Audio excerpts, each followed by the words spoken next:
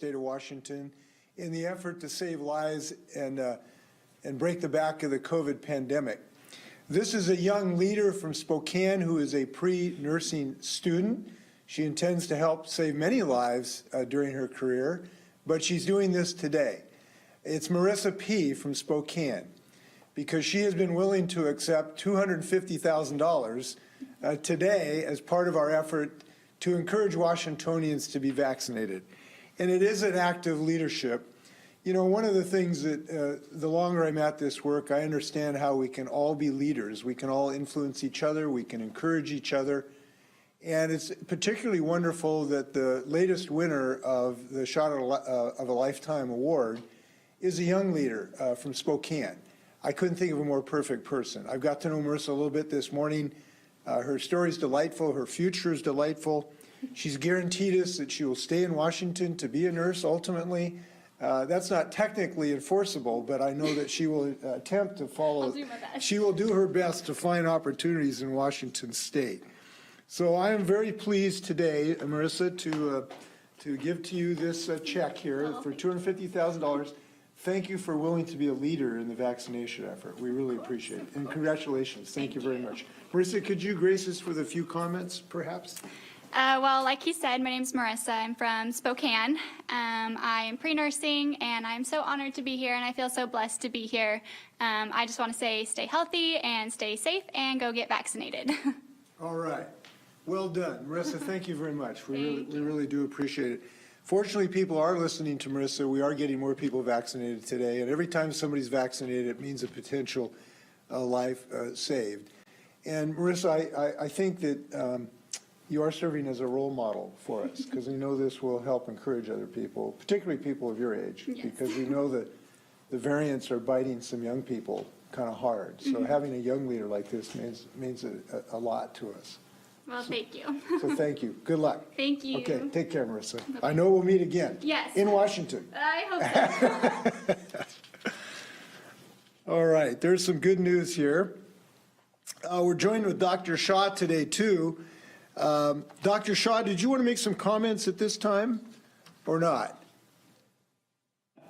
Sure, Governor, if you'd like for me to do that. Sure. First of all, I want to join you in congratulating Marissa. It's great to see somebody who's in the field of health to be so excited about the fact that she's helping others even in the midst of her training. And I really want to just appreciate the efforts on your work with encouraging everybody to get vaccinated. And this is a really exciting time for all of us in the state of Washington. It's great to join you, Governor, because I know next week we have a very important milestone, which is June 30th, our reopening. And, you know, we had a long briefing yesterday for Department of Health, and we shared where we were with our numbers, and we're not quite there at the 70% mark. And we're hopeful that we can get an influx of people to be able to get vaccinated, initiate vaccinations so that we can get there sooner. But regardless, whether we get there a couple of days before June 30th or we reopen on June 30th,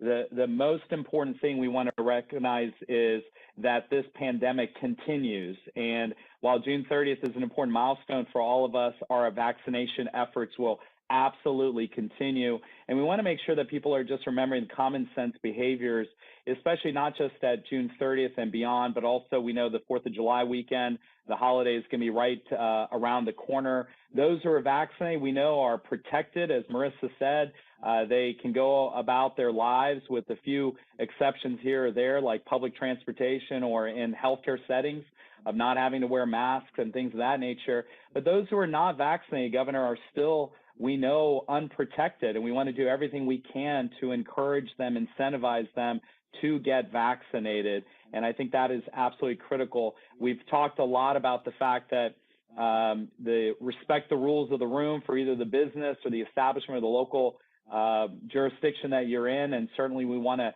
make sure to encourage people to get vaccinated. It's easier than ever.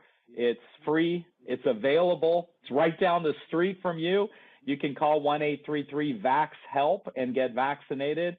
And the other thing, Governor, if it's okay to just mention is we know the weather is going to be an issue over the next few days. And especially, this is like that Texas heat that I'm very used to all these years. And I didn't think I was going to be thinking about this in Washington to this degree. But we know when it is hot, people tend to want to get together and be in cool places, in pools and beaches or indoors. And if they're vaccinated, again, they're protected by and large. But if you are unvaccinated and you're not, it's hot, you're not going to be as excited about wearing a face covering, but you absolutely need to continue to do that to protect yourself. And so we are concerned about the extreme heat, not just from a heat standpoint, but obviously from a COVID standpoint. And we want to make sure everybody remembers that we need to beat the heat and also beat this pandemic.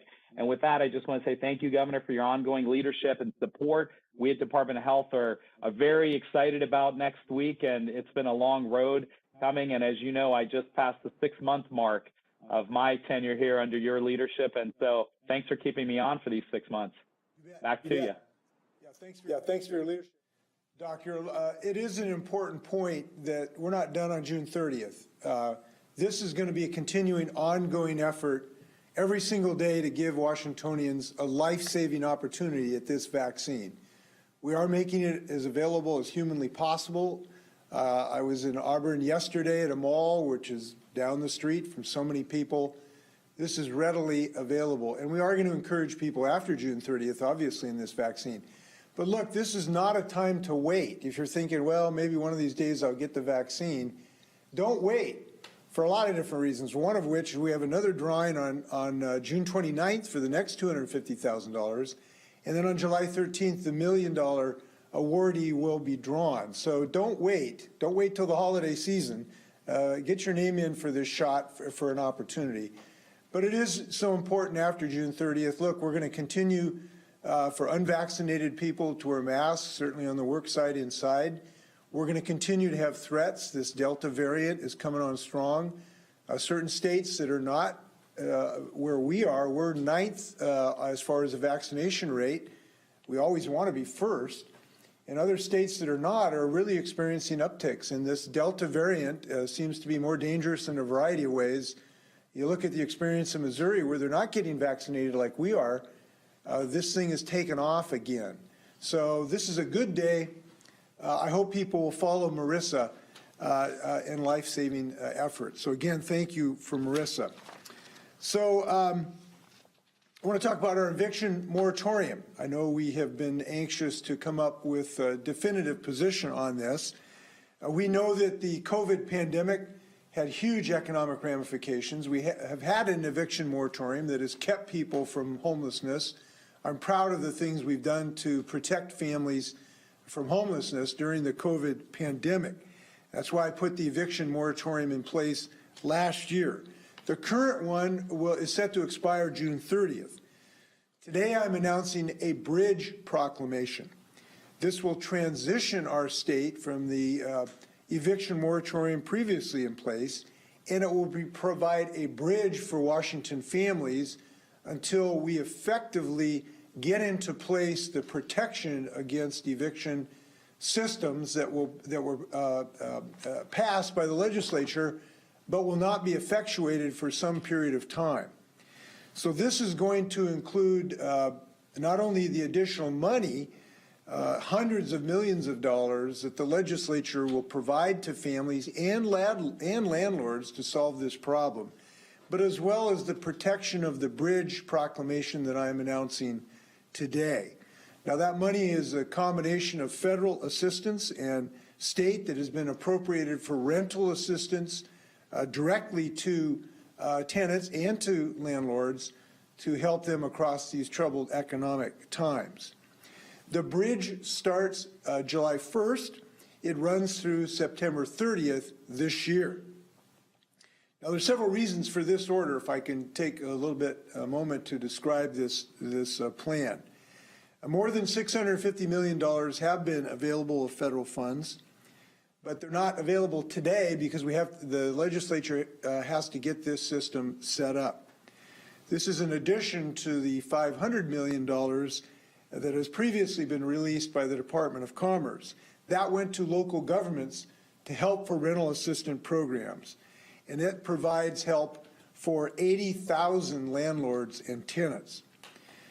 To be clear, local governments have a difficult task in processing these claims, but they're involved in it now, and they're working hard to get this done in a timely fashion. But this bridge is necessary to protect against homelessness for people while these plans are put into implementation. Additionally, the legislature passed Senate Bill 5160. That provides many tenant protections and programs designed to protect against the impacts of the COVID pandemic. These programs, however, are not yet up and running. So that includes the Eviction Resolution Pilot Program and the right to counsel for individual defendants, or tenants, excuse me. So we're looking forward to getting those plans actually implemented. So we're putting a bridge into place until these funds can actually be available and until these programs of protection against homelessness actually are up and running.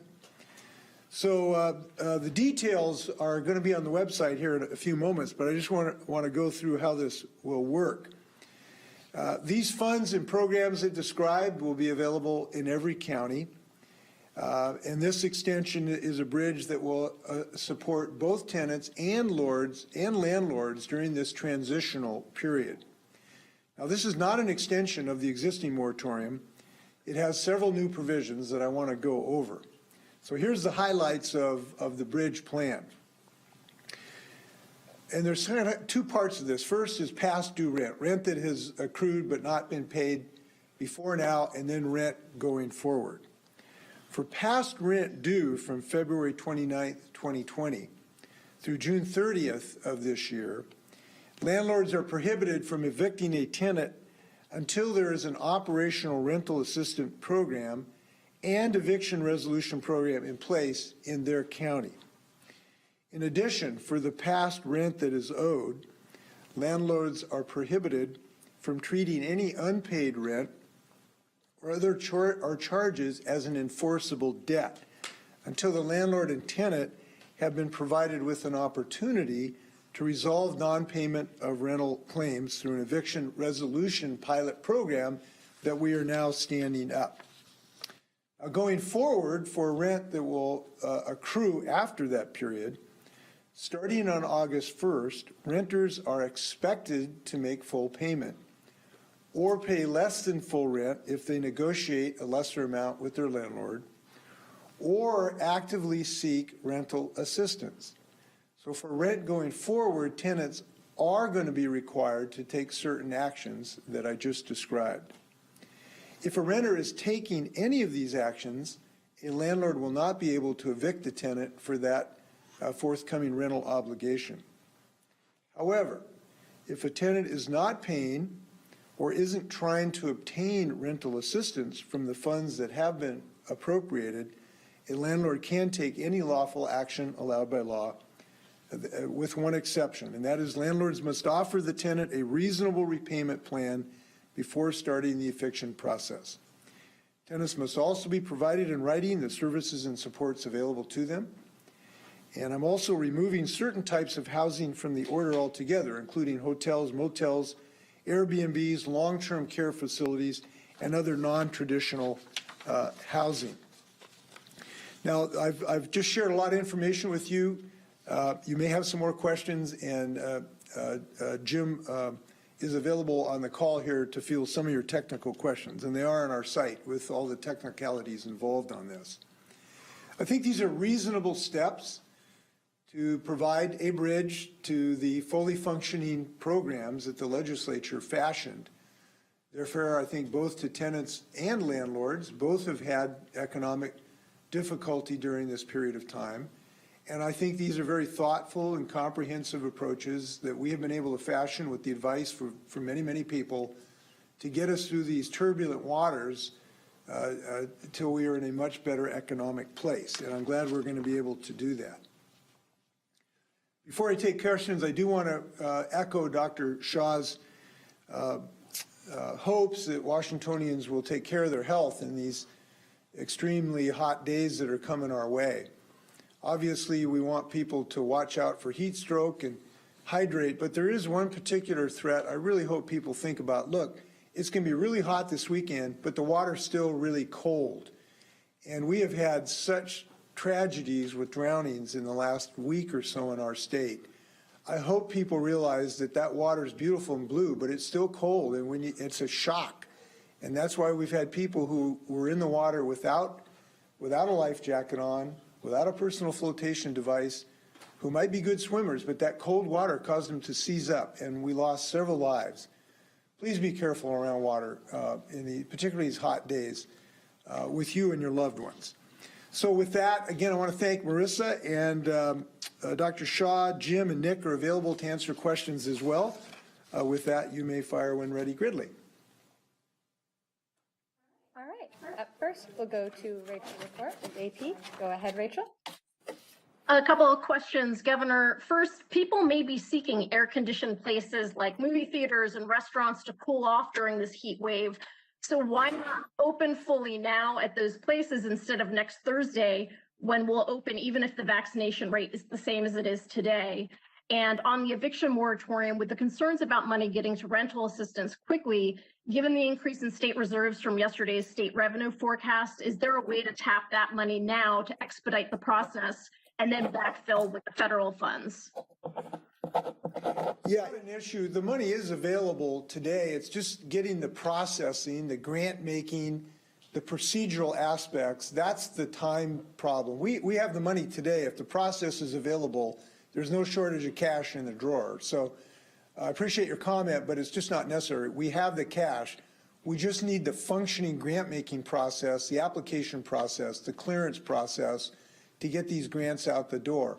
The legislature, I think, did a good job coming up with, very significant dollars to help everyone through this. It's just it takes time to stand up those programs. And I'm providing that bridge. The legislature did not provide that bridge. In fact, it actually terminated the eviction moratorium that was pre-existing. So I'm stepping up to the plate, and the executive branch is providing protection for tenants and landlords in some sense during this transition period. I'm happy to do it. I think we've done a good job thinking of everybody's interests in this regard. As far as dates to open, I have not heard anyone say that there aren't places to be cool during this period of time.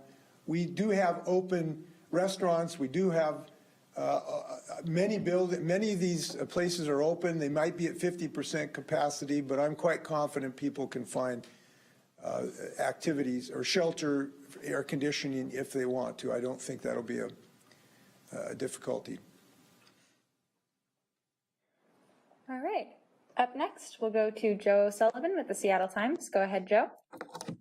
Hi, two questions. One for Jim Baumgart. Do you have a ballpark dollar estimate for how much total pandemic debt there is in Washington State? And second question for Dr. Shaw. You don't sound very optimistic that we're going to hit 70% by June 30th. Can you give us a sense of what sort of progress we're making on a daily basis with vaccinations initiated at this point?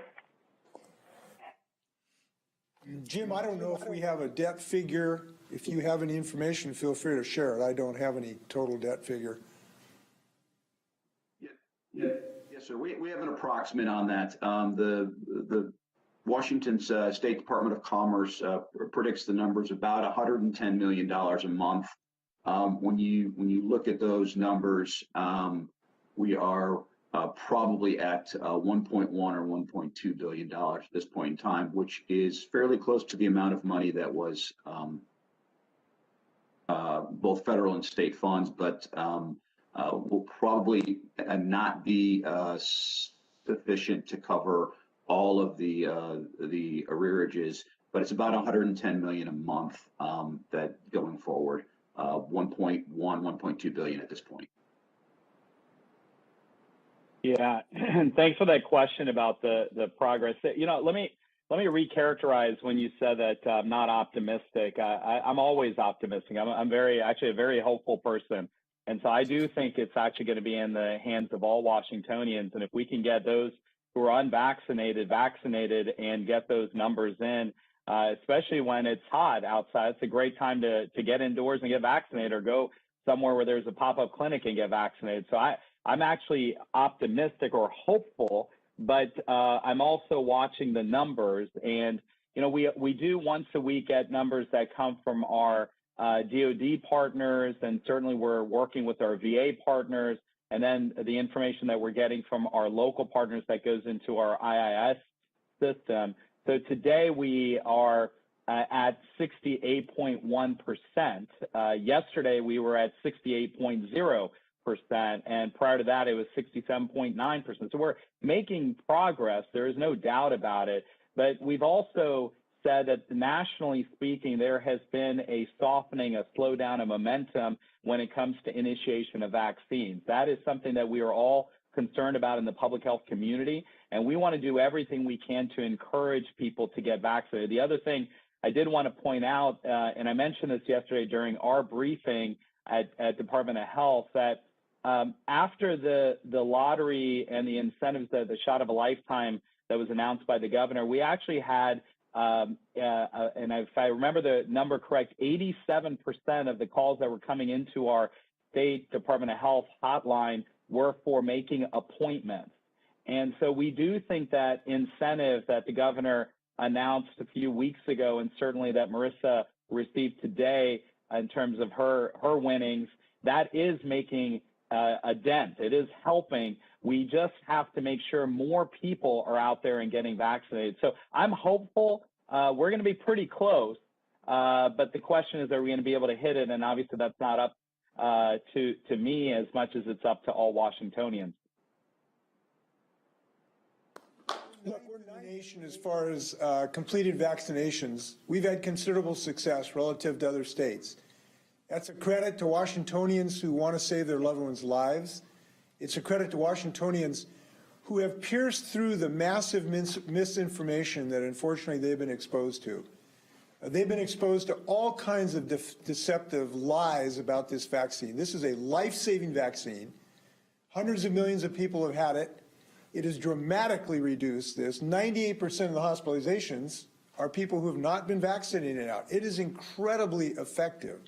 It is safe with almost no significant statistical deleterious effects. And Washingtonians have figured that out, even though they've heard lies repeated over the social media.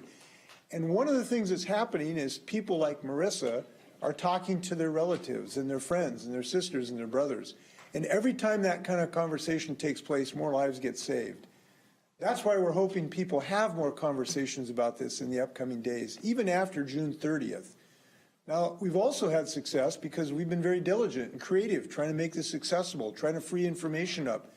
I'm pleased that our PSA won an Emmy 2 weeks ago for the work we're doing to share information for Washingtonians.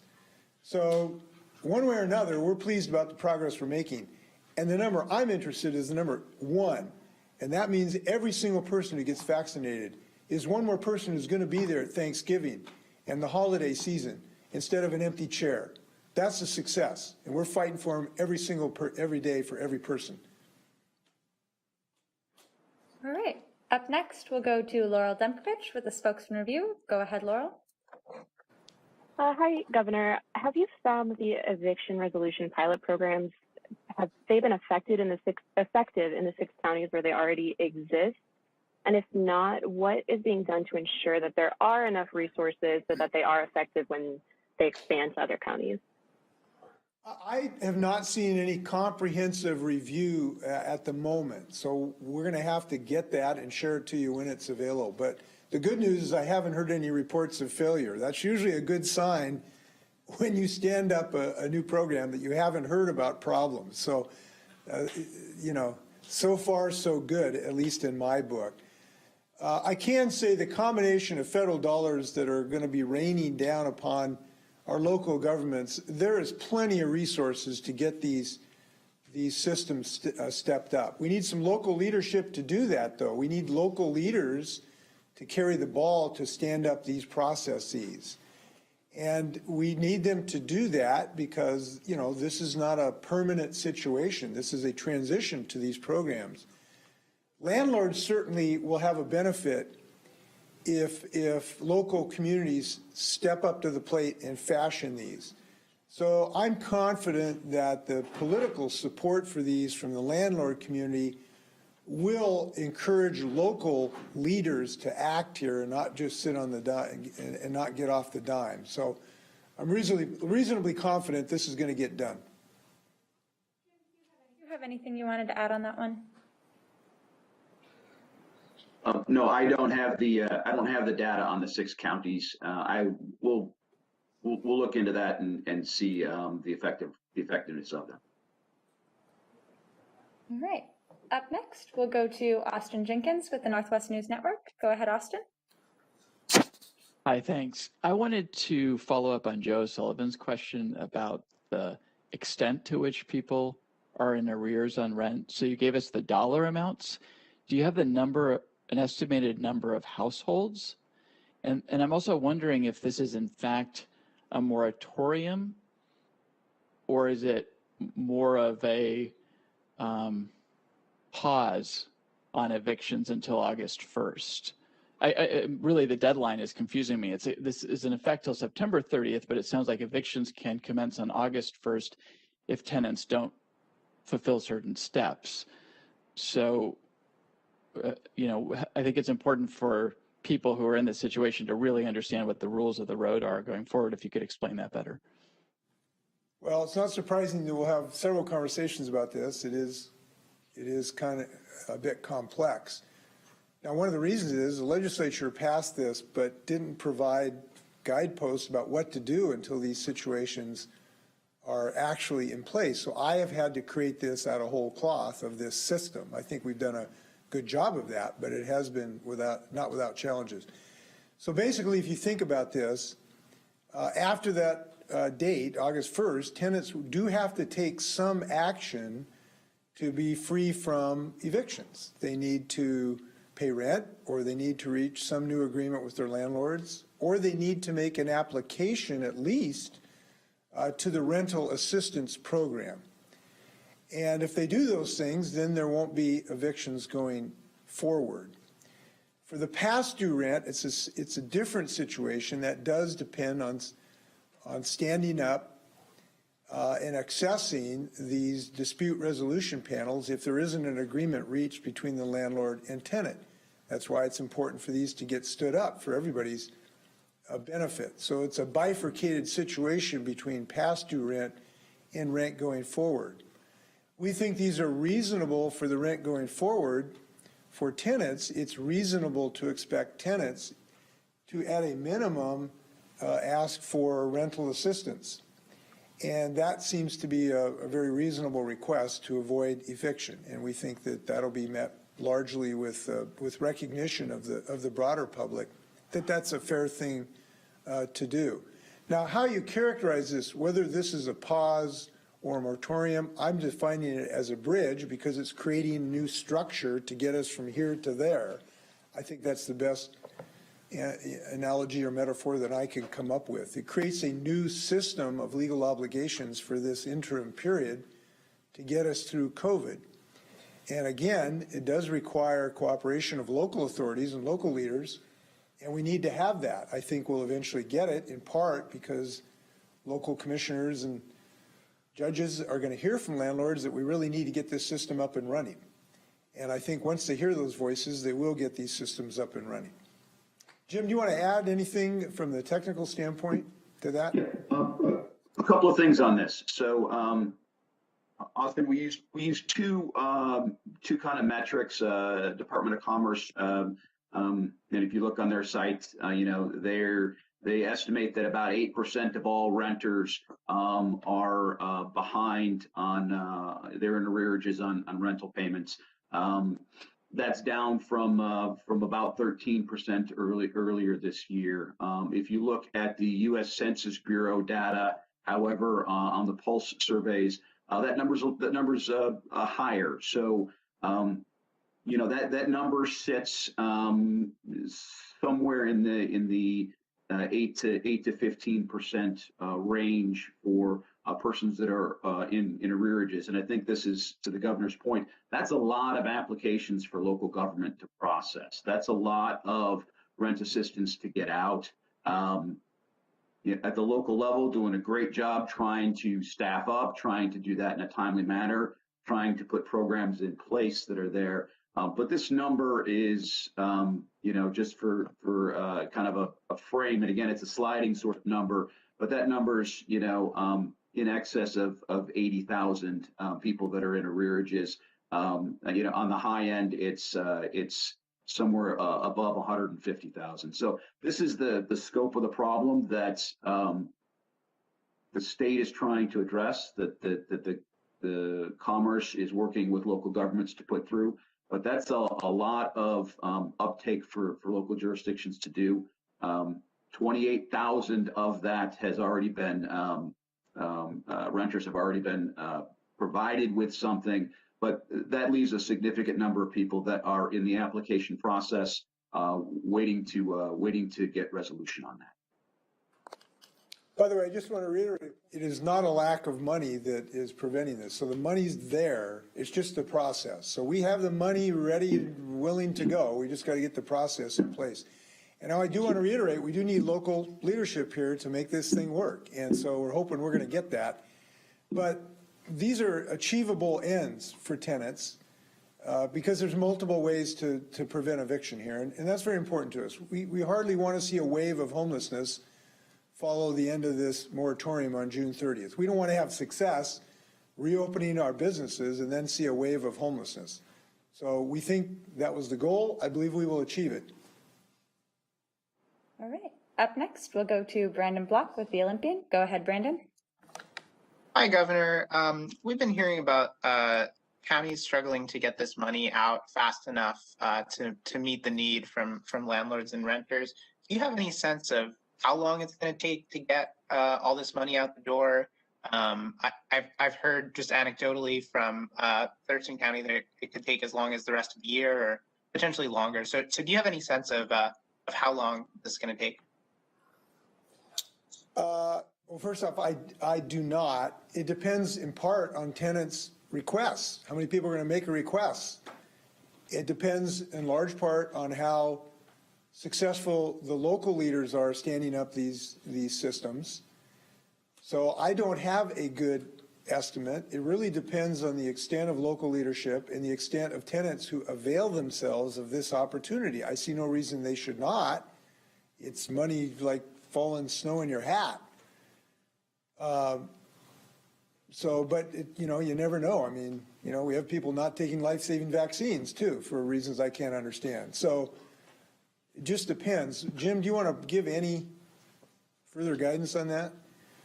Yeah. So, Governor, I think you're right on point on this one. So there's, as the governor said, there's money out there. There's $500 million that's already been released. 127 million of that's already been processed through local jurisdictions to landlords on behalf of tenants for payments. That leaves about 175 or 375 million that's there with more money coming. It's really a factor of upscaling the ability to receive and process applications. It's the accessibility and the availability for people to make those applications and get those applications in.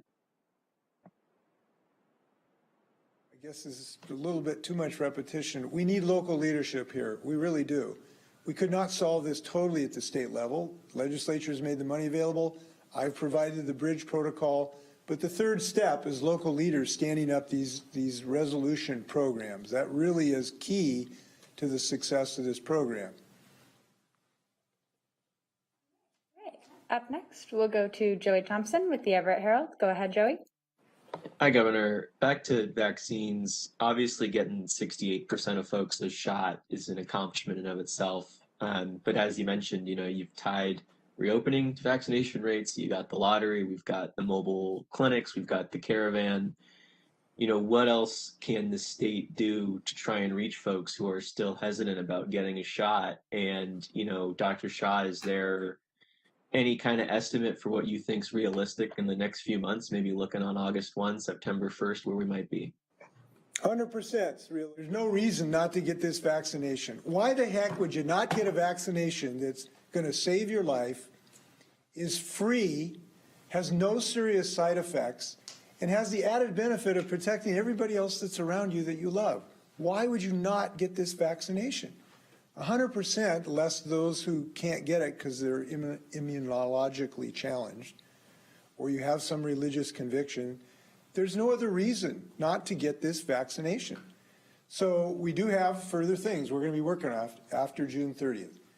Number one, we're going to have a much more robust effort to engage the medical community for them to share their scientific information with the public and with their patients. Several of the systems are doing that now. I was in a system, I've lost track, whether it was Yakima or Spokane, that are doing outreach. So they're actually sending emails and calls to their patients saying, hey, have you thought about a vaccine? This is safe, it works, let's make an appointment.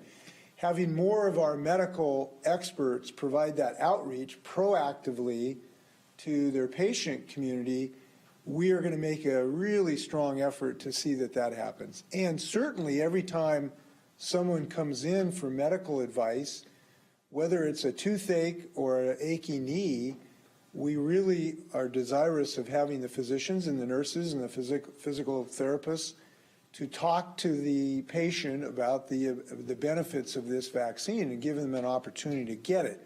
We also are going to make it easier for physicians to do that because we're going to break up our supply chain, so we're giving smaller units so you can store it right on site of your physician. You've got it on hand, so when they come in for an achy knee, they can get their vaccine. And so we're changing our distribution model in that regard. We're providing an incentive for physicians to help on this by paying them for it through their insurance billing. We did that with Mike Kreidler's leadership last week. And we are going to have a very concerted conversation with the medical community in the next several weeks, asking them to be heroes. Look, they've been working really, really hard during this pandemic, long hours. And they're longer hours now because so many people are coming in who delayed their medical treatment for the last year and a half. So our nurses, our doctors, our phlebotomists, they're all working really hard right now. We recognize that. But we got to ask them to step up to the plate to help share information with their patients. And here's the reason. Their patients are running into a multi-billion-dollar deception machine on the social networks, spinning lies about this that'll make you'll grow horns on your head if you get the vaccine. And we are hearing this over and over and over again of a person saying, well, my cousin told me she heard that people are developing cholera because of this when they got the vaccine. And look, I feel for people, they're reading this stuff. And so we need to really provide them the straight dope. And that's from the medical community, who are scientists, who don't have an ideological axe to grind, who aren't Republicans or Democrats, they're just physicians, and they want to save people's lives. So this is going to be a really concerted effort by us. We're going to be asking a lot of our physicians and our nurses, but this is a moment we really need them, and we're going to enable them as much as we can. That's the first thing we're going to do. Second thing we're going to do is we're going to bring the most important thing to any long-term endeavor, which is persistence. We are going to persist on this every single day. I get up every single morning trying to figure out how to get people good information and good access. And we're going to do that every single morning until this thing's over. And I've charged my entire administration to look for ways to do that. Third, there is going to be an increasing number of people who will recognize the benefits of getting vaccinated, not just that it saves your life, not just that it saves your spouse's life or your grandchildren's life, not just that it saves your grandparents' life, but it allows you not to have to wear a mask to work. Because after June 30th, people who are not vaccinated are still going to be required wearing a mask in indoor settings when they go to work. And we are seeing more people coming to that realization, geez, I can ditch this mask that kind of bugs me if I just get a vaccination. And we think that's going to be of increasing incentive. So there's reasons to believe that we will continue saving lives after June 30th. Did you want to add anything, Dr. Shaw? Well, Governor, actually, I think you were quite comprehensive.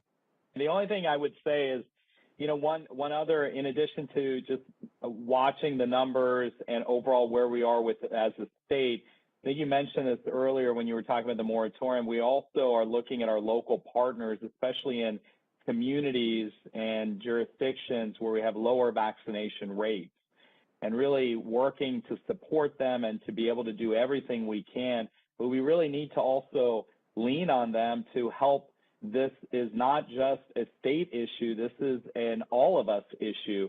And that means that there are going to be certain communities that we are continuing to focus on and do everything we can to get, as a reporter asked about our caravans or our mobile outreach efforts or activities working with our local health departments. There are going to be a number of activities that we will continue to be focusing on. And, I think this last mile, if you will, or this phase that we're moving into is really very much about really getting to those folks who know that vaccines are available, but for whatever reason haven't done it yet. And some of those are those who are hesitating,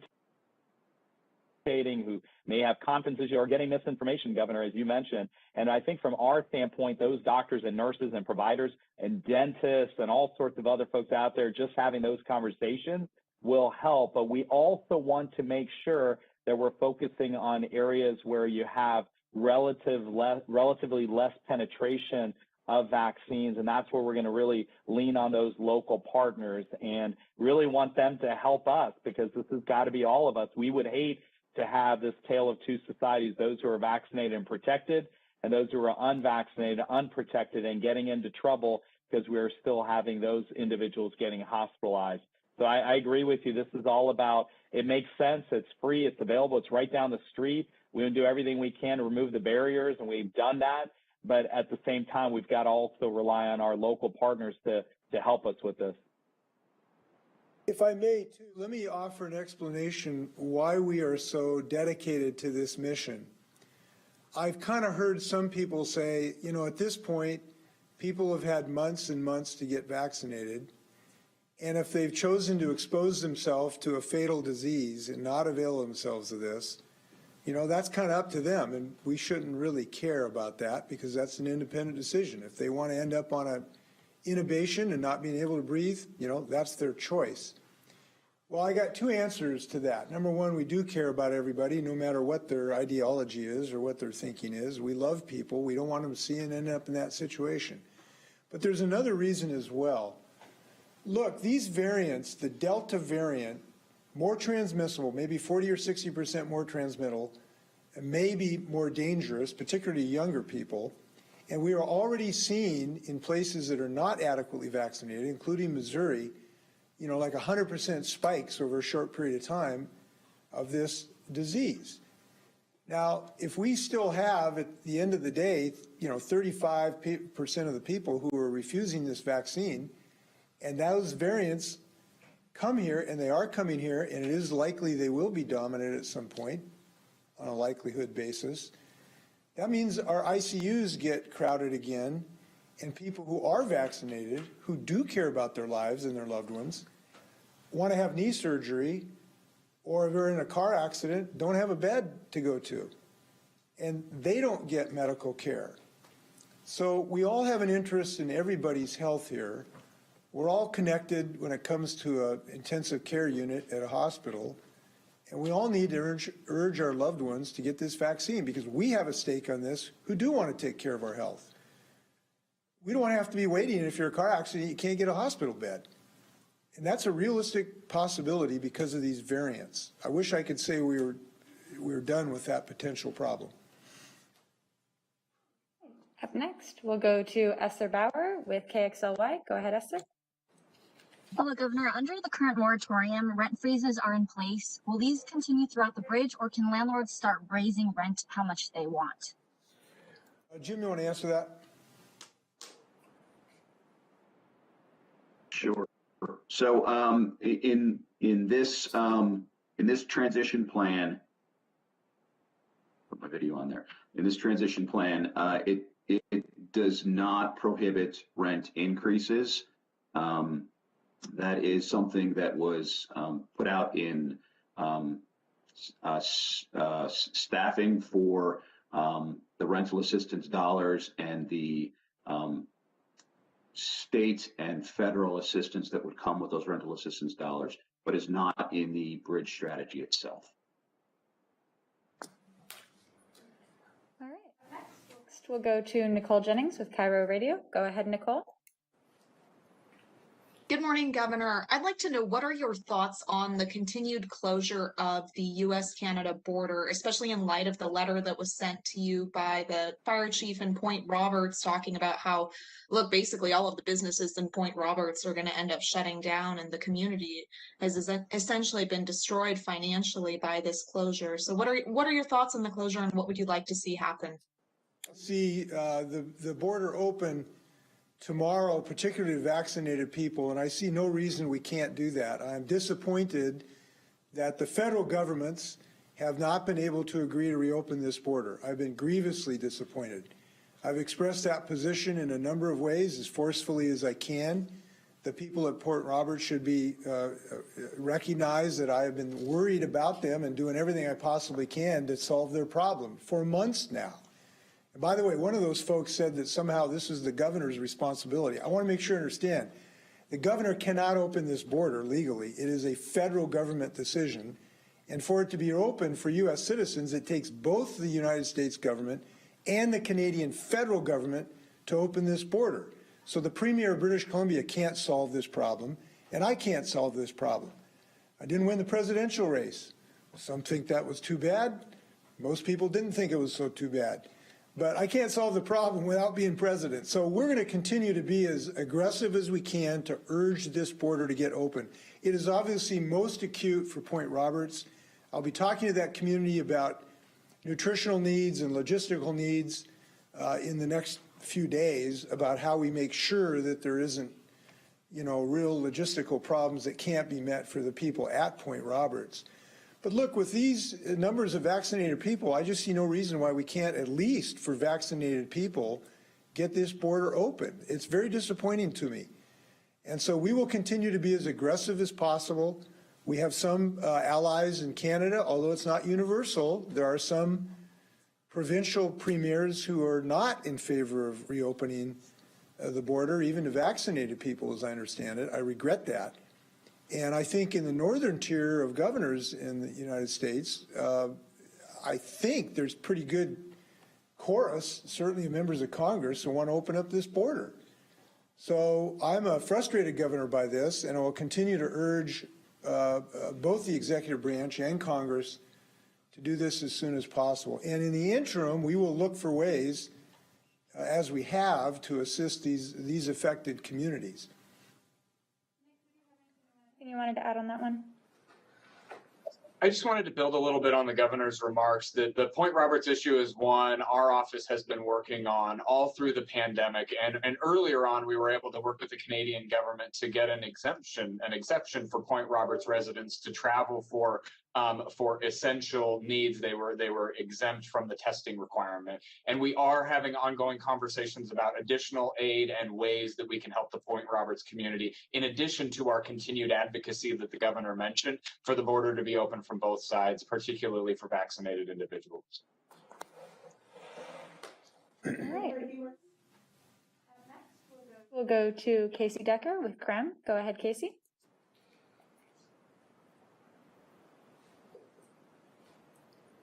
Casey, are you there? Okay, we'll go ahead and come back to you. Up next, we'll go to Jessamine McIntyre with Q13. Go ahead, Jessamine. Oh, hello. Can you hear me? Yeah. Okay. Thank you very much. As we're reopening in a good time with low rates of transmission occurring in the warmer months, we'll hit 70%, but looking ahead to where we'll see increased transmission, holidays and gatherings in the fall, what would you need to see to prevent large-scale rollbacks? And do you think that there's a chance that we would ever see them? If I understand your question, the past is pretty easy to relay, but the future is impossible. What I can tell you is we're trying to do everything humanly possible to enjoy the moment, and this is something we celebrate. We are going to open up our businesses on June 30th, if not before. That is something we ought to be happy about. We ought to pop the champagne corks or the juice or whatever you celebrate with. We ought to break out the flags. We ought to go to restaurants. We ought to celebrate with these small business owners who've been struggling for a year, who now fully reopen. This is going to be a cause of great celebration for June 30th, and we ought to be happy about that. And again, we ought to pat ourselves on the back a little bit here too. Look, Washington has had maybe the 4th lowest fatality rate in the United States. We have saved thousands of people. We have helped businesses, struggling businesses, to the hundreds of millions of dollars through this bridge. We have helped tenants to keep them so they don't become homeless, and are continuing to do so with this bridge. We have had the 9th most successful vaccination program in the United States, and we want to be #1, of course. We have had huge relative success over the last year, and now we're at a point where we can get back to something that looks very, very close to normal. So look, this is a moment for great celebration, but it is also, and I believe we can walk and chew gum at the same time, a moment for realization that we got to keep up the work. We got to help more people get vaccinated. We got to keep wearing masks indoors if you're not vaccinated in a work setting. And we hopefully continue to talk to people we love, saying we love you. Get vaccinated. Don't believe the malarkey and the baloney that's on social media. Talk to your doctor. Because if you talk to your doctor, they're going to say, this is safe and it works, Harvey. Go get a vaccine. We love you. So we're going to do both things on June 30th. All right. Governor, just really quickly, I just want to add to your response to Justin's question, which is the truth is, it's really, as much as we increase our vaccination rates throughout the state of Washington, the less vulnerable we are to anything related to COVID-19, especially the Delta variant or other variants of concern. It is really up to all of us in terms of those increases in numbers. And we're seeing some counties, some communities that have had fantastic rates of vaccinations. We have other counties or communities where we are not seeing as much so. But even within counties where you've had success or have seen success, there's still pockets within those communities. And we want to make sure that we're addressing all those with our local partners, our community organizations, because ultimately, as the governor said, we want to celebrate this moment, but our work is not done. We've got so much work still ahead of us. And especially we are mindful of the fact that as we get into the winter months, which is not going to be that far off, we are going to now start to see more variants or people indoors, things of that nature, which now, again, if somebody is unvaccinated, they are unprotected and thereby at risk. So we want to do everything we can in the meantime. Let me expand on that too. You ask about, our predictions of the future. I will tell you this. Here's one thing that will hopefully encourage people to persist in these efforts. We have counties today with very poor vaccination rates that are similar to Missouri today. And what's happening in Missouri today is they're having like 100% increases over a week or 2 or 3 of their transmission rates. That could happen to these counties kind of at any time unless we increase these rates. And we don't want to have a situation where well-vaccinated counties are in the clear and we've got 5 to 8 counties in our state whose ICUs are jammed and we have to be running ambulances to different counties. Don't want to be in that situation. That is a possible situation. And we will obviously act accordingly to save people if that starts to happen. So that's why we're going to celebrate on June 30th and wake up on July 1st still determined. Last question. Time for one more. We'll go to Casey Decker. Go ahead, Casey. Hello, can you hear me this time? Yeah. All right, great. Yeah, so Governor, you said with the past due rent in the bridge version of this moratorium that landlords cannot evict tenants until there's an operational rental assistance program and the eviction resolution program. Does that imply that during this bridge, if both those things are in place, landlords could evict tenants? And at what point in the timeline would that happen if that was true? Yes, if the resolution process, when that becomes concluded. So yes, after the resolution of that system and the hearings and there's a resolution at that point, and if the tenant is unwilling to meet that obligation at that point, pursuant to that process, yes. Jim, is that right?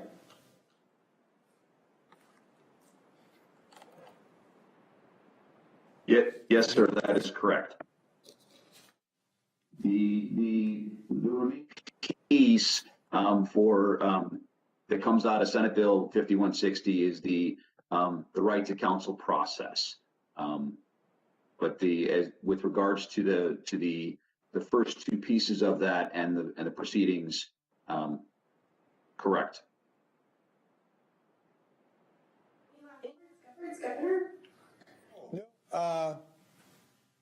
Thank you for people who are helping on this. Thank you for looking forward to June 30th. Thanks for helping us do it, maybe even earlier, but one way or another, we're going to have a lot to celebrate in the next week or so, and I'm going to be really, really happy about that. And it's a beautiful time to celebrate in the next week or so, including the Mariners' unbelievable streak here recently, Shed hitting 2 almost walk-off homers. So there's a lot to celebrate right now, and I hope people will be in a celebratory mood, but also be persistent. We know both are appropriate to the moment. Thanks a million.